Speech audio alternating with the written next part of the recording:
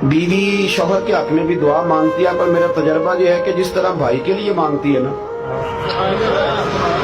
और जिस तरह बेटे के लिए मांगती है, उस तरह जरा शौहर के लिए नहीं मांगती है। मांगती है क्योंकि मामला इस तरह का है ना जी, रिश्ता इस तरह का है, ये ताल्लुक इस तरह का है। आप लाख रुपया दे देना बेगम साहिबा को ईद पे शॉपिंग के लिए, तो वो कहती है आप अनोखे नहीं देते, सारा जमाना ही देता है। लेकिन बहन को 600 का जोड़ा दे आओ ना जाके, तो सारे मोहल्ले को बताती है भाई बड़ा अच्छा है, हर ईद पे आता है। अब रिश्ता ही ऐसा है, हमारी बहनें भी ऐसे करती हैं। तो ये क्या किया जाए, ताल्लुक है ना जी।